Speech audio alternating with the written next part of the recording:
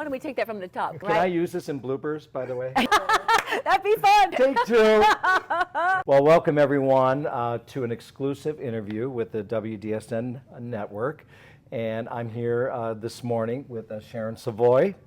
Many of you know her from her career as a World Theater Arts Champion many times. And now she started a new venture. It's a musical entitled Floorplay. Last night we came into Hollywood and we went to the Catalina Club where Floorplay, along with 4 other musicals, had a chance to showcase some of their numbers. So we had the privilege of seeing 3 or 4 of those numbers, and they were amazing. Welcome, and thank you so much for giving us this opportunity to do an exclusive interview with you, Sharon. Before we start getting into Floorplay and what it's all about, how you got to this point. So you were a ballet dancer. I trained with George Balanchine at the School of American Ballet in New York City, and then I was with several companies that Edward Villella directed: New Jersey Ballet, New World Ballet, Aglevsky, and Princeton Ballet. So that's a long list of accomplishments, just that alone. What made you decide to get into ballroom dancing? Accidental in a sense, but obviously meant to be. I had always loved pas de deux from the moment I took my first pas de deux class at the School of American Ballet. And if your audience doesn't know who George Balanchine is, he was the quintessential change maker of why ballet is how it is today. There were the classics, and then George Balanchine came from Russia and immigrated to the US and started a school and a company, and he made it more contemporary. And he walked in one day to a class of 100 girls. We were doing Polovetzian dances, and we were doing, you know, the harem girls. And I wasn't the smallest, the thinnest, I wasn't the anythingest. But out of 100 girls, he came up and he lifted me in the air. Not once, not twice, but 3 times. And he was in his 70s. And wow. I'll never forget it because he was just revered and still is revered to this day. But what a foreshadowing for my life, right? Because I ended up in pas de deux or adagio or exhibition. And he always had a sixth sense for what someone's unique gifts were. I didn't put those together at that moment, of course, but I fell in love with pas de deux, and I was on a layoff. Ballet companies don't give you a full year contract, no company does. So I was on a layoff and I was looking for a way to make income. So I went to the New York Fred Astaire. I trained, they taught me in 2 weeks 100 steps. I had to memorize them. Of course, I had no idea how to lead and follow, but I could memorize. Roy Maver came in to do a showcase. No one would dance with me, by the way. In dance session. Really? No one, no. One young man, Alex, who was shorter than me, he could see that I could figure things out, right? But no one would dance with me because I didn't know, you know, the vernacular of their syllabus. But Roy Maver came in and made me the star of the show. And then Dustin came and went, And so we went in a back room, and I don't remember what we did. All of a sudden, it was like, ooh, this is different. It was very, what I like about ballroom dancing, there's a very sensual and direct connection between a man and woman. Right. And I was immediately smitten. It was, oh, this is a different world. Right. And I think the same was for him. He dropped his intentions. He was thinking of dancing with someone else, and he shifted gears and asked me to dance with him. And I think it was only 9 months later, 9 months later, that we won the World Exhibition Championships at Madison Square Gardens. Wow. With the number Smoke Gets in Your Eyes, that Juliet Prowse and John Monty were the commentators for. Right. So, that's a special memory. Yes. Yeah. So that was kind of a skyrocket. Yes, right away. So you and Rufus had synergy right away. Yes, we did. Yeah. Yeah. And I could see it in your dancing. Yes. Yeah. He's a fabulous partner. Just fabulous. Yeah, you were a great team for sure. What inspired you to create Floorplay? So different in the ballet world, and I came from a very, very structured, disciplined ballet world, and I entered this very, I feel like the ballet world's almost black and white, and you walk into the ballroom and it's very colorful, and it's almost like shocking, and and even in the perspective of performing. So when you're on stage, you're separated from the audience. You're on a pedestal per se, a proscenium, and I couldn't reach out and touch you. Whereas competitors today can literally be in your face and practically in your lap. Yeah, they can be more intimate with the audience. And there's no barrier.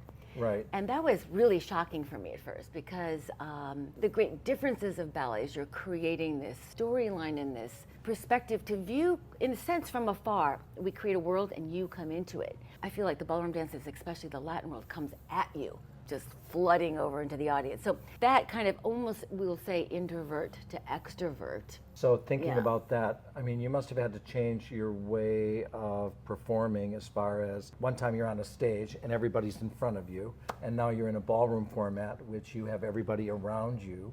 You don't have sets, and you have to do that all without those advantages of lighting, and that can make a very big difference. Why did you choose to tell the story of, in particular, a young woman, I'm assuming it's you, and transitioning from ballet to competitive Latin dancing? Is there a reason why you went with that particular style for Floorplay? Yes, because it was more dramatic. In the end, she does an exhibition number because it was there's more juxtaposition of different energies. I just think it takes her on a longer, wider range journey to go from classical ballet to Latin competition. And one of the main character's issues is at the very beginning of the show, she's rejected by a very cruel Sebastian ballet director, and he tells her that he doesn't want to see thighs or bosoms, his swans must be bones. And she's already worried that her curves, you know, Right. are going to be her nemesis. And so she's hiding, you know, she's trying to hide. It's one of the things that Javier, who is her mentor in the ballroom world, helps her overcome. So here she is, someone who's trying to hide something of herself physically. She gets into the Latin world and her job is to flaunt it.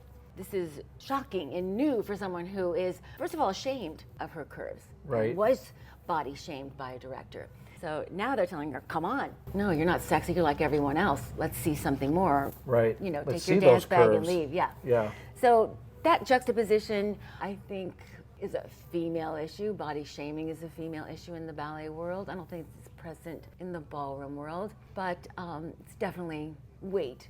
Well, it's there. Yeah, it's there. I mean, even in the ballroom world, I think about when we were competing and our coaches wanted us to, you know, lose that extra 10 pounds and, Yes. you know, fit us tightly into those outfits. I don't think it's as much anymore because in general, dancers have become more aware of how bad that is for you, mentally and physically.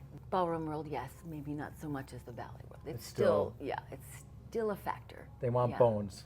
Yes. But you were a swan.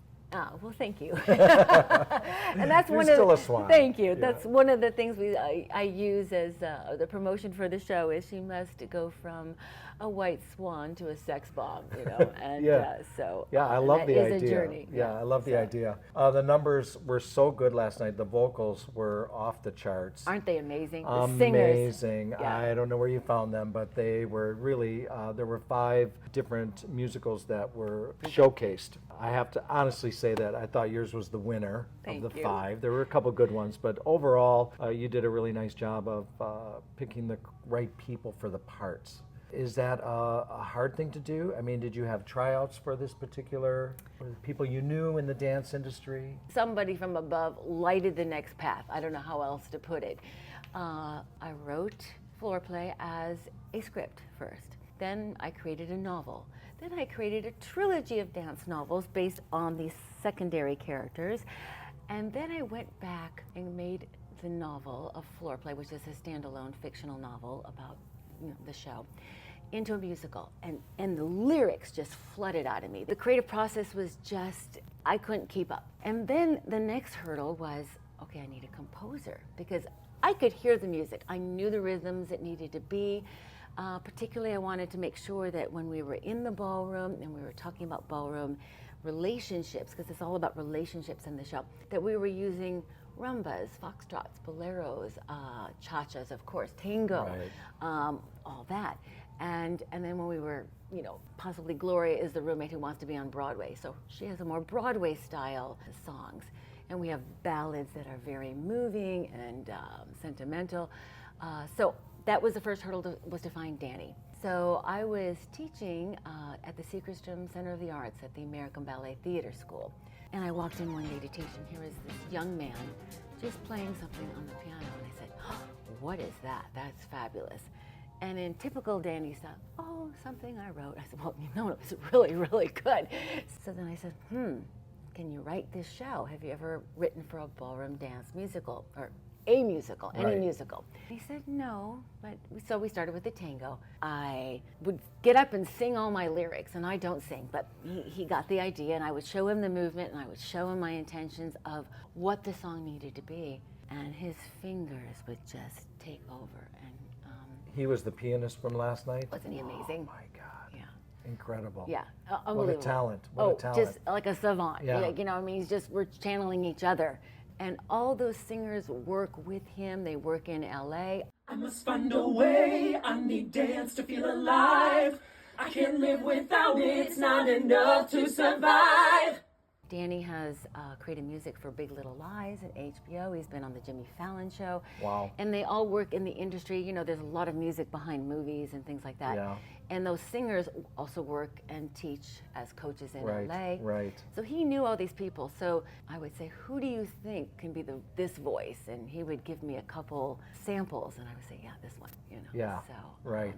And they Wow. helped bring the characters to life. Yes, I could see it. Yes. You know, when they were up there, that they were all in it. They were in it. Oh, they were in it 150% completely. last night. But now I'm curious, how did you come up with the name Floorplay? Love that question. I love that name. It's meant to represent, which is the essence of the story, of the main character's dilemma as well, of what happens on the dance floor. So there is a dynamic, a chemistry. You are out there trying to create a romantic idealism between a man and woman. And how does that not affect you personally? So there's this magic. I mean, I fell in love with every one of my dance partners on the dance floor for that moment when we were creating that synergy. And, you know, whether or not we were in a relationship off the floor, it was irrelevant in that time and space.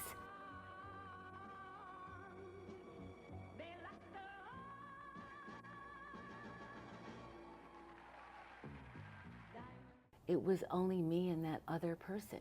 And there's something quintessentially special that I don't think is available in any other partnership. The closest thing you can come to is two actors doing a love scene, but they may do takes, they have, Right. one movie they do together and it's done. But a partnership goes on for years and you're just evolving as artists on the floor. And Right. I think it's just so very unique and special. Because even in a ballet company, you might get cast with one person one time and then you have a solo the next, and then you're in a quartet, and then you're with another partner. But this is the only way of communicating how you feel about dance is with another person. So Floorplay was the title that I felt represented that. Yeah, I get And it totally. the character's main dilemma, she's caught in a love triangle. So when she enters the ballroom dance world, at first she's very dismissed. The female rival girls say, oh, you don't know, you're a tendu from a rumba walk, and she is a fish out of water again, so she struggles. Right. But when she comes back after training with Javier at the Underground, which is a pole dance club, and she uses the pole for connection, Dimitri, who first completely ignored her and said, oh, so you dance, and when she doesn't answer, does she dance? He says, well, you can't, obviously, and walks away. He goes, you clean up well, and then he realizes, oh, wait, she has more extension than my partner, and he wants to use her as a backup plan. The other main character, who is the male love story, which is Mark, who you saw in the final number yesterday, he is falling in love with her because she brings out something in him that he doesn't have with his current partnership with his sister, which is not possible with the sister. Right. They were a cute, kids Right. competing, but how can you create that? It doesn't feel Yes. organic. Yes. So she's caught between the two and she can't decide. Are these heightened emotions from just the dance? Are they from the partner? Are they from the music? Are they from the storytelling with the partner? And so the question is it love? Is it real? Or is it foreplay? Right. So, Dancing with a ballet partner and dancing with a Latin partner. very different. Very different, right? Yes. I mean, it has to be a different approach. So that must have been one of her hurdles Yes. to try and figure out how to be able to do this. And then, of course, she fell in love with her partner, Yes. which, that's a common common theme. Yes, it is. It Yes. is. Do you have a favorite song in this show? That's so tough because there's comedic songs. There's a hysterical song with the cougar, and she has 4 backup guys, and they should have tail suits that are actually chaps. It's very fun. That's in the second act. Sentimentally, I would say The Price, which you didn't have a chance to hear last night. Lana sings. She is the partner of Javier, and she went like I did from ballet into ballroom exhibition, and she's the mentor also of Melinda, and she talks about the price that she paid to dance, but her chorus is, I do it all over again, I have no regrets. Right. And so I think that's a storyline for a lot of the characters. They all pay a different price on their journey. And that's very real. Yes. That's really how it is in dance, isn't Yes. it? Everybody pays a different price, and Yes. how you get there is the question. Is there a favorite character that you have in this musical? Stands out for you? Javier, to me, is the heart of the show. He is a studio owner. He is betrayed by his student, by Jacqueline. He is betrayed by his protege, Dimitri. He tells us later, much later in the show, we don't find out that, so Melinda meets him and assumes that he was always had everything. He was a world champion, he had a studio, and he looks like he's in love with Lana, his former dance partner when they Right, dance. right. And he says, she says, I want to have it all like you did. And he says, what makes you think I had it all? And then we learn later that he had to hide his sexuality. He's, has Right. more attracted to men than women. But Javier is a gentleman, and his biggest draw is he thinks it's the ultimate, seeing a man and woman dance on the floor. So I think because he expresses that, he's the heart of the show. The number, the tango number, it was the dancer, male dancer, and his coach. They were singing to each other. It was time for this coach to let go. It was time for him to move on while these two men were dancing. Is that how it's going to be presented in the actual show, or? In the show, no. So last night was a review of sorts. We had a Right. limited stage, as you saw, but I wanted to present the feeling of how the dancers would be moving toward each other in a song. So the inspiration from that number, there's a very famous, in Les Mis, a song called The Confrontation, where Jean Valjean asks for 3 more days from Javert. And Javert is he wants to, take him to prison right away. And Jean Right. Valjean stole a loaf of bread or something. And he wants 3 more days. And he can't believe he's going to give him 3 more days. So they have a confrontation.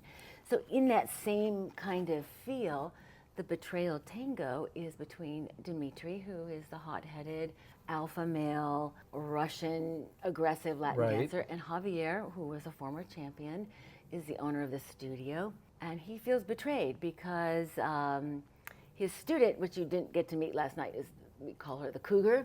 She Right. came in, she took over the studio, and she made Dimitri the dance director, her new racehorse. So he is betrayed by Jacqueline, but he feels more wounded by Dimitri because he raised him and trained him like a son and Right. gave him his heart and soul. It's my time now, Jacqueline's paved the way for me. She'll put my name on the top of the marquee. You were like a star. You're not the only one Now you're a traitor. who can be my mentor. Betrayal is a poison heart. Jacqueline's savvy and she's smart. I no longer know you. I no longer need you. I must now disown you. No more need to please you. It's time for us to part. It's time for us to part. You've ripped out my heart. That number required like a dance duel between the Right, men, right. not, so when they do tango, they never hold tango hold like this, No. It's always Right. in a duel. Challenging. It was Yes, very yes. challenging, very intense. And part of it was structured with, you wouldn't know these layers, but it might be interesting for your viewers. For example, we had a Spanish guitar. I asked for Spanish guitar for Javier because he's the heart of the show. And whenever Dimitri sings, there's castanets. And then, I don't know if you could feel the difference because it was coming at you fast, but there's a lot of staccato in some of the confrontation. And then when the chorus comes on, you were like a son, and the other response, you were my mentor. It's more like American style tango, meaning it's got a, not romantic per se, but there's a heartstrings in it. It's more lyrical. And there's a sadness softer. in it. Yes. A sadness. Yeah. Yeah. So, you know, part of being a writer is you have to understand story arc. So I wanted to do the opening number, which sets the you need dance to feel alive. So we have 4 characters: Javier, who's in fear of losing his studio; Dimitri, who wants the Blackpool Championship trophy; Right. Gloria, who wants to be on Broadway and is willing to sacrifice her reputation, and she's a roommate of our main character, Melinda, who's worried about her curves and will she make it in the ballet world? Will she get to step in front of the curtain? So they all represent those 4 avenues of desires and dreams. Wish me married, lots of men. My audition is today. I can feel it in my bones. I'm headed for Broadway. This time I won't hold back. This time I will not choke. I won't step in it. I'll hold the high note. Can I make it as a dancer? Do I have what it takes? Will my body conform? Will I get my big break? We've been training for years. My future's uncertain. Will they give me the chance to step in front of that curtain? Dimitri. Again. Javier, I don't need more coaching. I want to compete. I'm good enough. I deserve the Blackpool trophy. Dimitri, patience. Competing is much more than movement. You still need to learn focus and discipline. From the top, 2, 3, 4, and 1. I'm tired of you telling me what to do. You're old school. You don't know what's in anymore. That's enough. Class dismissed.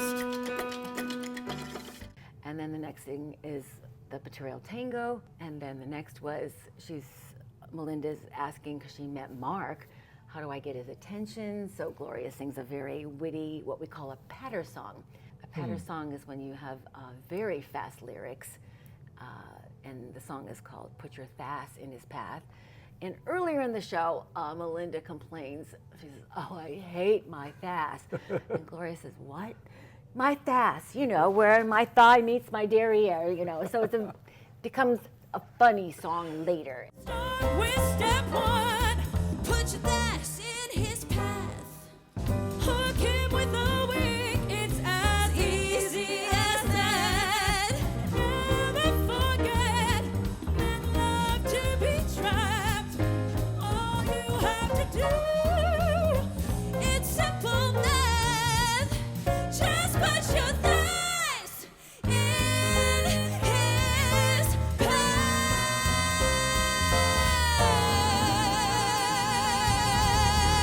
It's so simple. Just put your beautiful thas in his path. Oh no!